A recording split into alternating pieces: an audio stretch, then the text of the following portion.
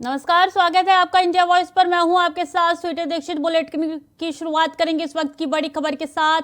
मेघालय विधानसभा से जुड़ी बड़ी खबर सामने आ रही है। मेघालय को जीतने के लिए बीजेपी ने कसी कमर। मेघालय चुनाव के लिए बीजेपी ने जारी किया मैनिफेस्टो। बड़ी जानकारी, बीजेपी ने मेघालय चुनाव के तहत अपना मैनिफेस्टो जारी कर दिया है। बीजेपी अध्यक्ष जेपी नड्डा ने यह मैनिफेस्टो जारी किया है। तो बड़ी जानकारी कि कुछ ही दिनों में मेघालय के चुनाव होने वाले विधानसभा चुनाव, जिसको लेकर बीजेपी ने आज अपना मैनिफेस्टो जारी कर दिया है। बड़ी खबर आप तक पहुंचा रहे हैं कि मेघालय विधानसभा से जुड़ी ये बड़ी खबर आप तक कि किस तरीके से कुछ ही दिनों में मेघालय का चुनाव होने वाला विधानसभा चुनाव, जिसको लेकर बीजेपी ने अपना मैनिफेस्टो जारी कर दिया है। चुनाव के नजरिए से बड़ी खबर हम आपको बता रहे हैं कि बीजेपी ने अपना मैनिफेस्टो जारी कर दिया है। बड़ी जानकारी आपके साथ साझा कर रहे हैं। चुनाव के लिए बीजेपी जो है पूरी तरीके से तैयार दिख रही है और आज आखिरकार बीजेपी के अध्यक्ष जेपी नड्डा ने मैनिफेस्टो जारी कर दिया है। मेघालय विधानसभा से जुड़ी ये बड़ी जानकारी आप तक पहुंचा रहे हैं कि चुनाव के लिए बीजेपी ने आज अपना मैनिफेस्टो जारी कर दिया है। बड़ी खबर आप तक पहुंचा रहे हैं कि चुनाव को लेकर बीजेपी ने कमर कस ली है और आज मैनिफेस्टो जारी कर लिया है। घोषणा पत्र बीजेपी ने अपना आज जारी कर दिया है। जेपी नड्डा ने यह मैनिफेस्टो जारी किया है। चुनाव के तहत ये बड़ी खबर हम आपको बता रहे हैं कि कुछ ही दिनों में मेघालय का चुनाव होना है। 60 सीटों पे चुनाव होगा, उसके तहत जो है मैनिफेस्टो जारी कर दिया गया है। जेपी नड्डा ने ये मैनिफेस्टो जारी किया है। तो बड़ी खबर, बड़ी जानकारी आप तक पहुंचा रहे हैं। इसी खबर पे योगेश पांडे हमारे साथ सीधे न्यूज रूम से हमारे साथ जुड़ चुके हैं। योगेश, देखिए, चुनाव के लिए मैनिफेस्टो जारी कर दिया है। जेपी नड्डा ने खुद ये मैनिफेस्टो जारी किया मेघालय में, क्या अपडेट है इसको लेके? बिल्कुल स्वीटी, देखिए 27 फरवरी को मेघालय में चुनाव होने हैं। 60 सीटें हैं वहां पर। अगर पिछले दरमियान चुनावों का अगर हम जिक्र करें तो सबसे बड़ी पार्टी बनकर के उभरी थी वो कांग्रेस थी। 21 सीटें जीत करके आई थी मेघालय में, बावजूद इसके सरकार बनाने में नाकामयाब रही है। और एनपीपी ने अन्य दलों के साथ भारतीय जनता पार्टी के साथ गठबंधन किया और मेघालय में सरकार बना ले गई। अब इस बार हालांकि एनपीपी और भारतीय जनता पार्टी के बीच कई ऐसे मुद्दे रहे हैं जिन पर सहमति नहीं बन पाई है और ऐसे में भारतीय जनता पार्टी और एनपीपी अलग अलग मिलकर के चुनाव लड़ रहे हैं, अलग अलग चुनाव लड़ रहे हैं, एक साथ मैदान पे नहीं उतरे हैं। जाहिर तौर पर है आज जेपी नड्डा मेघालय पहुंचे हैं, जहां पर उन्होंने आज अपना मैनिफेस्टो जारी किया है। मैनिफेस्टो में कई लोक लुभावने वायदे किए गए हैं। उसमें कहा गया है कि यदि वहां पर मेघालय में सरकार बनती है तो जो प्रधानमंत्री निधि के तहत जो किसानों को जो पैसे मुहैया कराए जाते थे उनमें सालाना 2000 रुपए की बढ़ोतरी कर दी जाएगी। इसके साथ ही मातृ और शक्ति को बढ़ावा देने के लिए वहां ये कहा गया है कि जो महिलाएं वहां पर विधवा हैं उनके लिए भी 24,000 रुपए सालाना की घोषणा की गई है। जो बेटियों, जब किसी महिला को या किसी परिवार को जब बेटी जन्म लेगी तो उस बेटी के नाम 50,000 रुपए का बॉन्ड दिया जाएगा सरकार की तरफ से। और इसके साथ ही केजी से लेकर के ग्रेजुएशन तक पढ़ाने की जो जिम्मेदारी होगी वो सरकार की होगी, यानी निःशुल्क बेटियों को पढ़ाई अब वहां पर मेघालय में मिलेगी यदि भारतीय जनता पार्टी की सरकार बनती है।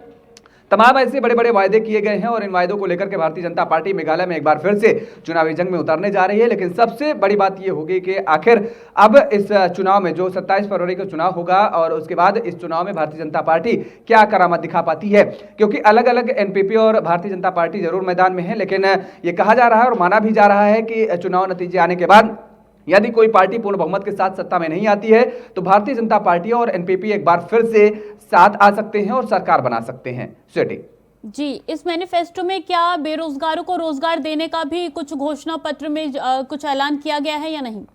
बिल्कुल स्वीटी, अगर बेरोजगारी को लेकर के हम जिक्र करें, रोजगार को लेकर के हम जिक्र करें, वहां पर साफ तौर पर कहा गया है कि जिन लोगों के पास खेती नहीं है उनको भी पैसे दिए जाएंगे 3,000 रुपए, मछुआरों को 6,000 रुपए सालाना और जिनके पास खेती नहीं है उनको 3,000 रुपए सालाना की बात कही गई है। और जिस तरीके से नॉर्थ ईस्ट में ये कहा गया है कि पहले किस तरीके से नक्सलवाद से प्रभावित रहा है और किस तरीके से वहां पर जो घटनाएं होती रही हैं वो नितांत भयावह घटनाएं होती थी और उसको लेकर के कड़ी शब्दों में निंदा की जाए उतनी कम बताई जा रही थी।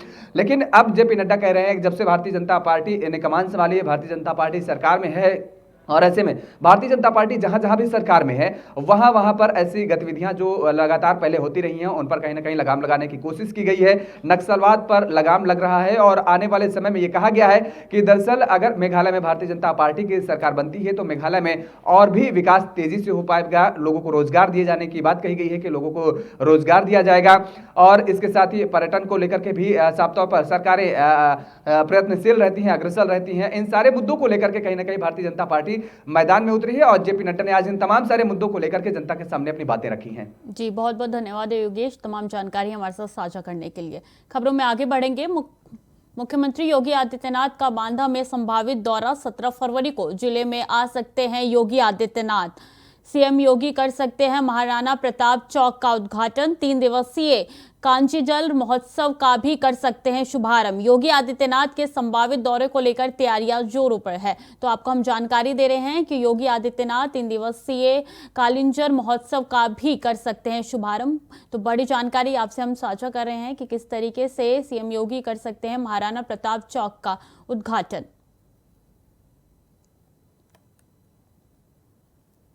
योगी आदित्यनाथ के संभावित दौरे को लेकर तैयारी जो है वो जोरों पे चल रही है। 17 फरवरी को जिले में आ सकते हैं योगी आदित्यनाथ। सीएम योगी कर सकते हैं महाराणा प्रताप चौक का उद्घाटन। तो बड़ी खबर हम आपको बांदा से बता रहे हैं कि 17 फरवरी को जिले में आ सकते हैं योगी आदित्यनाथ। एक बड़ी जानकारी आपसे हम साझा कर रहे हैं कि महाराणा प्रताप चौक का उद्घाटन सीएम योगी कर सकते हैं। इसी खबर पे संदीप हमारे साथ जुड़ चुके हैं। संदीप, क्या खबर है, किस तरीके का दौरा करने जा रहे हैं? और देखिए 3 दिवसीय कालिंजर महोत्सव का शुभारंभ भी कर सकते हैं, क्या अपडेट है इसको लेके? जी, जिस तरह से अधिकारियों की अगर बात करें तो उनके द्वारा ये बताया जा रहा है कि अभी 17 तारीख का एक संभावित कार्यक्रम तय हुआ है जिसमें मुख्यमंत्री योगी आदित्यनाथ बांदा का संभावित दौरा करेंगे। दौरे के दौरान सबसे पहले शहर में जो महाराणा प्रताप चौक है उसका उद्घाटन करेंगे। उसके बाद संभावना ये भी जताई जा रही है कि कहीं न कहीं जो बांदा जनपद में 3 दिवसीय 17 से लेकर के 19 तारीख तक कालिंजर महोत्सव मनाया जाता है उसका भी शुभारंभ होने की उनके द्वारा करने की संभावना बताई जा रही है। जी, सुरक्षा को लेकर अगर बात करें तो क्या कुछ इंतजाम किए गए हैं वहां पे? जी, जिला प्रशासन के द्वारा सुरक्षा व्यवस्था को लेकर के पूरे पुख्ता इंतजाम कर लिए गए हैं और जिस तरह से जो भी कार्यक्रम होने हैं उसको लेकर के भी पूरी की पूरी तैयारियां जोरों शोरों से चल रही हैं और कहीं ना कहीं पूरी भी हो चुकी है तैयारियां। जी, बांदा में जब उनका संभावित दौरा है तो क्या उनके साथ कोई डिप्टी सीएम या कोई बड़े नेता भी जाएंगे? जी, इसके बारे में फिलहाल अभी अधिकारियों ने ऐसा कोई अपडेट नहीं दिया है। जैसे ही अपडेट आएगा तत्काल उसके बारे में सूचित किया जाएगा। जी, बहुत बहुत धन्यवाद आपका तमाम जानकारी हमारे साथ साझा करने के लिए। तो आपको हम बता रहे हैं 17 फरवरी को जिले में आ सकते हैं योगी आदित्यनाथ। बांदा का दौरा जो है 17 फरवरी को होना है। महाराणा प्रताप चौक का उद्घाटन करेंगे सीएम योगी। खबरों में आगे बढ़ेंगे। बीएसपी सुप्रीमो मायावती ने कानपुर देहात प्रकरण को लेकर एक ट्वीट किया है। आपको बता दें कि उन्होंने ट्वीट करते हुए काफी कुछ कहा है। बीएसपी सुप्रीमो मायावती ने ट्वीट किया है। उन्होंने कानपुर देहात को लेकर ये ट्वीट किया है और कानपुर देहात को लेकर उन्होंने अतिक्रमण हटाने के नाम पर हुई ये घटना, इस तरीके का उन्होंने ट्वीट किया है। ट्वीट करते हुए उन्होंने कई बातें लिखी है, उन्होंने सरकार पर निशाना भी साधा है। तो बड़ी जानकारी हम आपको बता रहे हैं कि माँ बेटी की जो मौत हो गई थी कानपुर देहात में, उसको लेकर जो है मायावती ने ट्वीट किया है। तो आपको बता दें कि कानपुर में उन्होंने कानपुर देहात में जो घटना घटी थी उसको लेकर उन्होंने ट्वीट किया है। हमने देखा कि किस तरीके से जलकर मौत हो गई थी माँ बेटी की, जिस पर बीएसपी सुप्रीमो ने ट्वीट किया है। तो बड़ी जानकारी हम आपके साथ साझा कर रहे हैं। 16 फरवरी से उत्तर प्रदेश में बोर्ड की परीक्षाएं शुरू होनी है। यूपी बोर्ड की परीक्षा को लेकर सभी जनपदों में बनाए गए परीक्षा केंद्रों को कड़ी निगरानी के लिए सीसीटीवी कैमरे से लैस किया गया है। जिले में 67,098 परीक्षार्थियों के लिए कुल 118 परीक्षाएं केंद्र बनाई गई है, जहां सरकार में मंशा की अनुरूप नकल विहीन परीक्षा कराई जाएगी। बोर्ड परीक्षा को लेकर परीक्षार्थियों के भीतर खासा उत्साह देखने को मिल रहा है।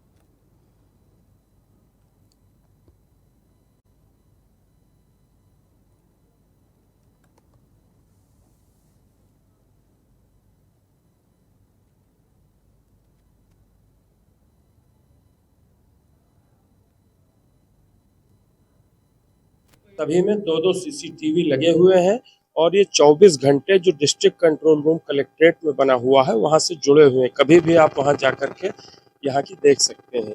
पेपर भी, प्रश्न पत्र कल आ गए हैं और 16 तारीख को अतिरिक्त केंद्र व्यवस्थापक और स्टैटिक मजिस्ट्रेट तीनों की उपस्थिति में उसको खोला जाएगा। बहराइच में 118 परीक्षा केंद्र है। 67,098 बच्चे इसमें परीक्षा देंगे। 16 फरवरी से 4 मार्च के मध्य सभी परीक्षाएं संपन्न होंगी। केंद्र व्यवस्थापक, सह केंद्र व्यवस्थापक, स्टैटिक मजिस्ट्रेट, जोनल मजिस्ट्रेट और सेक्टर मजिस्ट्रेट सभी की बृहद प्रशिक्षण कराया गया है और जो उत्तर प्रदेश माध्यमिक शिक्षा बोर्ड की परीक्षा को विहीन, निष्पक्ष और सुचितापूर्ण ढंग से संपन्न कराया उद्देश्य है। और माननीय मुख्यमंत्री जी सदैव बोर्ड की परीक्षा के प्रति पूर्ण रूप से उनका संदेश है कि किसी भी दशा में नकल या कोई भी अनुचित साधनों का प्रयोग न हो और जो गाइडलाइंस है उनका अनुपालन हो, उसको लोग सुनिश्चित कराने के लिए सुरक्षा की पूरी व्यवस्था।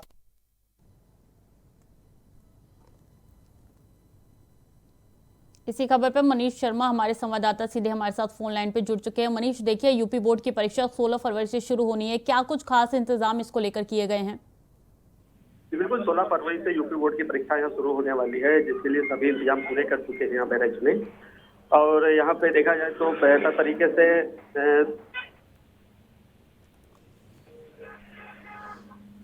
जी, तो 16 फरवरी से जो है परीक्षाएं शुरू होनी है यूपी बोर्ड की।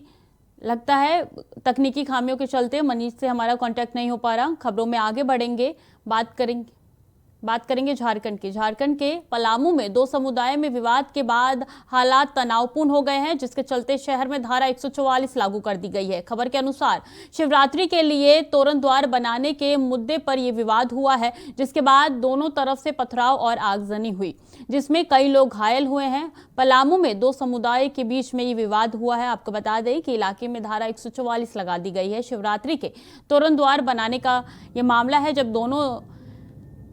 दोनों गुटों में जो है पथराव और आगजनी शुरू हो गई। तो आपको जानकारी दे रहे हैं हम पलामू में, झारखंड के पलामू से ये बड़ी खबर सामने निकल के आ रही है, जहां पे 2 गुटों में पथराव और आगजनी हुई। ये बता दें कि शिवरात्रि के तोरण द्वार बनाने का मामला है, जिसके बाद से ये जो है मारपीट देखी गई, पथराव देखा गया और शहर में फिलहाल धारा 144 लागू कर दी गई। तो 2 समुदाय में विवाद हुआ पलामू में, झारखंड के पलामू में विवाद हुआ।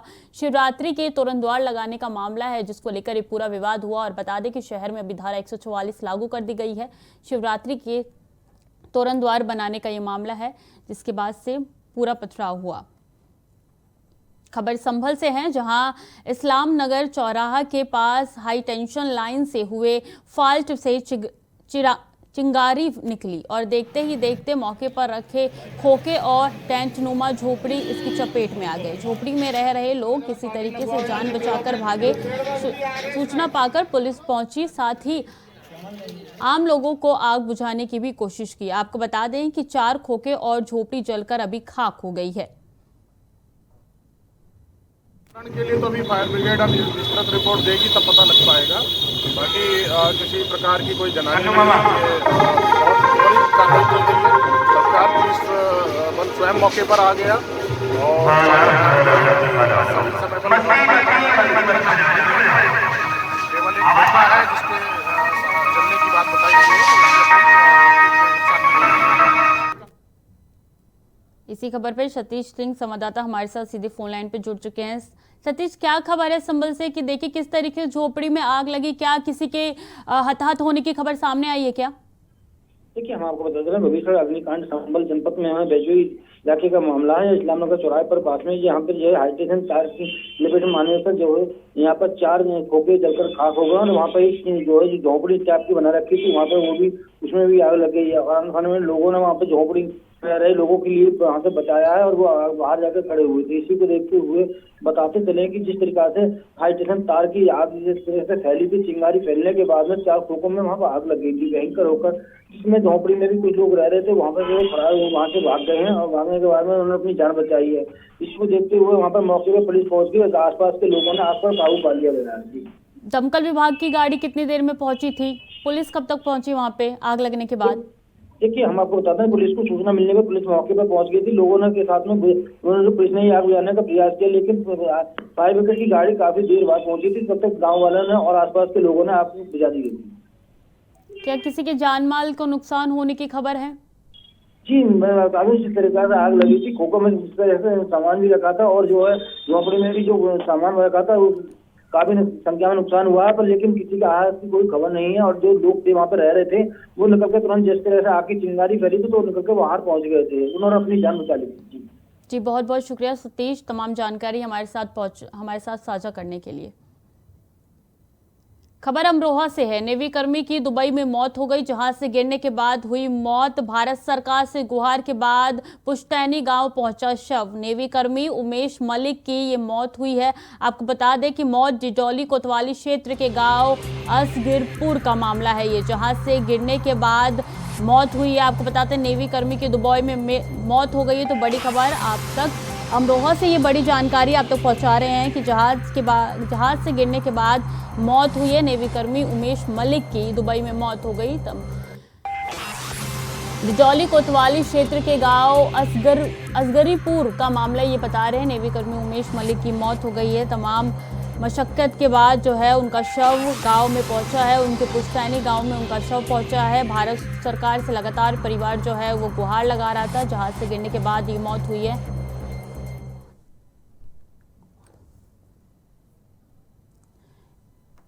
इसी खबर पर मोहम्मद इमरान हमारे संवाददाता जुड़ चुके हैं। मोहम्मद, कैसी हुई मौत, आखिर क्या है पूरा मामला? जी बिल्कुल, मैं आपको बता दूं, ये अमरोहा का रहने वाला है, जो गरीपुर गांव है, डिडौली कोतवाली क्षेत्र में पड़ता है, वहाँ का रहने वाला है उमेश मलिक, जो दुबई में नेवी के पद पर तैनात था, जहाँ पर वो जहाज में सफर कर रहा था। अचानक वो जब जहाज से गिर गया, जिसके चलते उसकी मौत हो गई। जिसके बाद उसके साथियों ने इसकी सूचना उनके परिजनों को दी, जिसके बाद परिजनों ने भारत सरकार से लगातार जो है कई दिन तक शव जो है अमरोहा मंगाने की, पुश्तैनी गांव मंगाने की गुहार लगाई थी। जिसके बाद भारत सरकार ने उनकी उस जो गुहार को एक्सेप्ट किया और उसके बाद जो उसका मृतक नेवी कर्मी है, उसके शव को उसके पुश्तैनी गांव भेजा गया है, जहां पर असगरीपुर गांव में उसके शव का सुपुर्द खाक कर दिया। जी, गुहार के कितने दिनों बाद पुलिस ने संज्ञान लिया? कितने दिनों बाद जो शव है वो पहुंचे उनके पुश्तैनी गांव? देखिए, जिस तरह से परिजनों को इसकी जानकारी मिली, उसके तुरंत बाद ही जो है परिजनों ने लगातार उसके जो संपर्क में रहने वाले लोग थे उनसे संपर्क किया। और जो भारत सरकार से लगातार कई बार उन्होंने जो है अगले दिन ही भारत सरकार को एक लिखित में पत्र लिखा, जिसको लेकर जो नेवी कर्मी की वहां पर हादसे में मौत बताई गई थी, उसके शव को वापस लाने की गुहार लगाई थी। जिसके बाद उनकी उस अर्जी को एक्सेप्ट करते हुए शव को उनके पुश्तैनी गांव भेज दिया गया और उसका सुपुर्द खाक आज गमगीन माहौल में किया गया है। जी, कोई मुआवजे का भी ऐलान किया गया है क्या? जी बिल्कुल, परिजनों से इस पर बात की जा रही है। परिजनों ने भारत सरकार से मुआवजे की मांग की है, लेकिन इस पर जो भी देखो अभी सरकार ने कोई उनको जवाब नहीं दिया। परिजन लगातार इस पर मुआवजे गुहार लगा रहे हैं कि जो उनका जो बेटा शहीद हुआ है उसको लेकर उन्होंने जो एक्सीडेंट में जो उसकी मौत हुई है उसके चलते उन्होंने जो है मुआवजे गुहार भी लगाई है। जी, बहुत बहुत धन्यवाद आपका तमाम जानकारी हमारे साथ साझा करने के लिए। फिलहाल वक्त हो चला है छोटे से ब्रेक का, जल्दी लौट रहे हैं। ब्रेक के बाद एक बार फिर से स्वागत है आपका। खबरों की ओर रुख करेंगे। जौनपुर में एक बार फिर से तेज रफ्तार का कहर देखने को मिला है। सरकारी बस की चपेट में बाइक के आने से मौके पर ही पिता की मौत हो गई, तो वहीं पुत्र गंभीर रूप से घायल हो गया। घायल शख्स को इलाज के लिए अस्पताल भेजा गया। तो जौनपुर से खबर हम आपको बता रहे हैं, जहां पे घायल शख्स का अस्पताल में इलाज चल रहा है। घटना के बाद चालक बस खड़ी करके मौके से फरार हो गया। जानकारी मिलते ही पुलिस मौके पर पहुंची और लाश को पोस्टमार्टम के लिए भेज दिया गया। तो जौनपुर से एक बार फिर से तेज रफ्तार का कहर देखने को मिला है, जहां पे एक पिता और पुत्र इस घटना में जो है घायल हो गए हैं। पिता की मौत हो चुकी है, तो वहीं पुत्र को अस्पताल में भर्ती कराया गया है। पुलिस मौके पर पहुंच के पोस्टमार्टम के लिए लाश को भेजा। ये हमारे कोपा गांव के रहने वाले थे, हमारे निर्वाचन क्षेत्र के, और पूर्व में भी इस तरीके की घटनाएं हुई थी। और इधर ये बाज़ार के लिए आए हुए थे। 2 लोग थे, कोपा के चौहान समाज के लोग थे और आए रोडवेज बस द्वारा जो है उसको ओवरटेकिंग करके आगे निकल रहे थे और रोड सकरा होने के नाते, रोड जाम होने के नाते पीछे से रोडवेज ने उनको मार दिया। दोनों का मौके पर बहुत ज़्यादा चोटिल हुए। एक का देहांत हो गया है, एक रेफर किया गया है।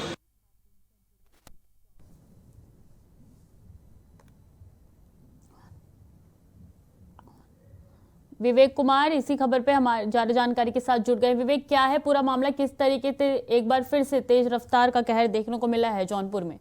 और बिल्कुल आपको बता दूं, पूरा मामला जो है शाहगंज कोतवाली क्षेत्र के रोडवेज के समीप का है, जहां पर जो है सरकारी बस जो है तेज रफ्तार थी और बाइक सवार को टक्कर मार दी। घटना में बाइक सवार पिता पुत्र घायल हो गए। हालांकि अस्पताल ले जाते समय पिता की जो है मौके पर दम तोड़ दिए। हालांकि घायल जो है पुत्र को इलाज के लिए अस्पताल में भर्ती कराया गया, जहां डॉक्टरों ने प्राथमिक उपचार के बाद पुत्र की हालत गंभीर थी, जिला चिकित्सालय के लिए रेफर कर दिया है। वहीं घटना की जानकारी मिलते ही पुलिस मौके पर पहुंची और शव को पोस्टमार्टम में मामले की जाँच पड़ताल शुरू गई। क्या बस ड्राइवर पुलिस के गिरफ्त में है या पुलिस उसको तलाशी कर रही है? और घटना के बाद जो है बस चालक बस खड़ी करके रोड पे से फरार हो गया। हालांकि पुलिस मौके पहुंची है और मामले की जांच पड़ताल कर रही है। और फिलहाल जिस तरह से बात की जाए, वही घटना के बाद जो है सब जो है पुलिस मौके पर जांच पड़ताल कर रही है। जी, बहुत बहुत धन्यवाद आपका तमाम जानकारी हमारे साथ साझा करने के लिए।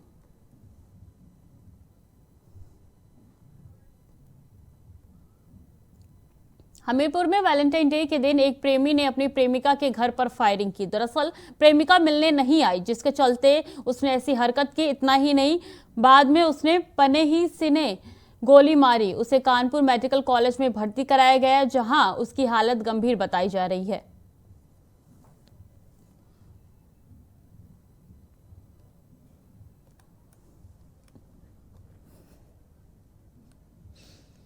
तो वैलेंटाइन डे का ये मामला है जहां पर एक प्रेमिका ने खुद को गोली मार ली है। तो आपको बता दें कि प्रेमिका के घर पर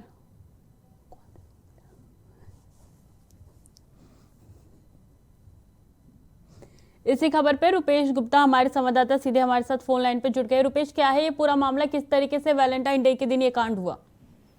जी, मैं आपको बता दूं, ये पूरा मामला हमीरपुर के मुस्कुरा के गारौली गांव का है, जहां पर वैलेंटाइन डे को लेकर अपनी प्रेमिका से मिलने प्रेमिका बुलाता है युवक कि आओ। इसके बाद वो प्रेमिका नहीं पहुंचती। इसके बाद वो युवक उसके घर पहुंचता। घर के बाहर जैसे ही पहुंचता, वो बुलाता है, प्रेमिका बाहर नहीं निकलती तो प्रेमी पहले फायर रोकता उनके घर के बाहर। इसके बाद प्रेमी अपने ऊपर फायर मार लेता है। जैसे ही आनन फानन पर मौके पर वहां के ग्रामीण पहुंचते हैं और देखते हैं कि युवक की गोली लगी हुई है, तो तुरंत उसको उपचार के लिए सदर अस्पताल हमीरपुर लाते हैं और हमीरपुर से डॉक्टर उसको कानपुर हाईलैंड के लिए रिफर कर देते हैं। अब उसकी स्थिति नाजुक है और पुलिस इस मामले की पूरी जांच कर रही है। क्या है पूरा मामला? प्रेमिका की कोई प्रतिक्रिया आई है क्या इस पे, उनका क्या कहना है? जी, प्रेमिका का यहाँ कहना है उस समय तो उसने गेट नहीं खोला जब फायर हुए हैं। इसके बाद जैसे ही गेट खोलते हैं तो पुलिस मौके पर पहुंचती है और जांच करती है और उस युवक को उपचार के लिए हमीरपुर लाते हैं और इसके बाद कानपुर इलाज के लिए भेज दिया जाता है। क्या पुलिस ने किसी के खिलाफ कोई केस दर्ज किया है क्या? अभी तक कोई केस नहीं दर्ज हुआ है और पुलिस अभी जांच कर रही है। इसके बाद ही जो भी तथ्य सामने आएंगे इसके बाद कार्रवाई की जाएगी। जी, बहुत बहुत शुक्रिया रुपेश, तमाम जानकारी हमारे साथ साझा करने के लिए। अपर पुलिस अधीक्षक का तबादला, अनिल कुमार यादव का हुआ तबादला। पीलीभीत के अपर पुलिस अधीक्षक बनाए गए निपेंद्र बने अपर पुलिस अधीक्षक। हरदोई पूर्वी वाराणसी के अपर पुलिस अधीक्षक थे निपेंद्र। तो बड़ी खबर हम आप तक साझा कर रहे हैं, अपर पुलिस का तबादला हुआ है, अनिल कुमार यादव का हुआ तबादला। तो बड़ी जानकारी आपके साथ साझा कर रहे हैं। वाराणसी के अपर पुलिस अधीक्षक थे निपेंद्र, पीलीभीत के अपर पुलिस अधीक्षक बनाए गए। तो बड़ी खबर आप तक हम पहुंचा रहे हैं कि निपेंद्र बन गए हैं अब अपर पुलिस अधीक्षक, हरदोई पूर्वी के अधीक्षक। बड़ी खबर आपके साथ हम साझा कर रहे हैं। फिलहाल के लिए बुलेटिन में इतना ही। बाकी खबरों के लिए देखते रहिए इंडिया वॉइस।